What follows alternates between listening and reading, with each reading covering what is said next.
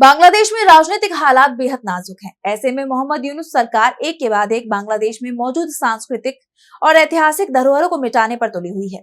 और अब ऐसा ही एक मामला सामने आया है। यूनुस सरकार ने ऐतिहासिक 100 साल पुरानी इमारत को ध्वस्त कर दिया है, जिसके बाद से भारत और बांग्लादेश के बीच का तनाव और ज्यादा बढ़ सकता है। तो क्या है पूरी खबर, देखिए इस रिपोर्ट में।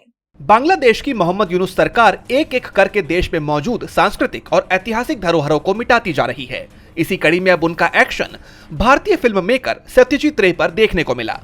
बांग्लादेश में सत्यजीत रे का पैतृक घर गिरा दिया गया है।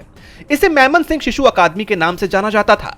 भारत सरकार की तरफ से बार बार अपील की गई और सांस्कृतिक महत्व की दुहाई दी गई। इसके बावजूद इस ऐतिहासिक 100 साल पुरानी इमारत को ध्वस्त कर दिया गया। भारत इस इमारत को संरक्षित करना चाहता था। इसी के चलते भारत ने बांग्लादेश को इमारत की मरम्मत और पुनर्निर्माण की पेशकश भी की थी, लेकिन ढाका प्रशासन ने भारत की इन सभी गुजारिशों को नजरअंदाज कर दिया। ये वही घर था जहां सत्यजीत रे के दादा प्रख्यात साहित्यकार उपेंद्र किशोर रे चौधरी और उनके पिता प्रसिद्ध कवि सुकुमार रे रहा करते थे।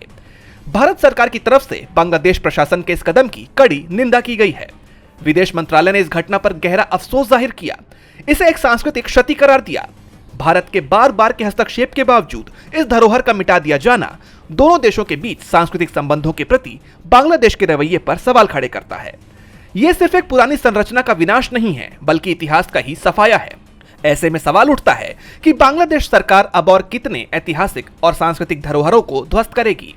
यूनुस सरकार का यह फैसला ऐसे वक्त पर आया है जब भारत और बांग्लादेश के बीच पहले से ही कड़वाहट दिखाई दे रही है।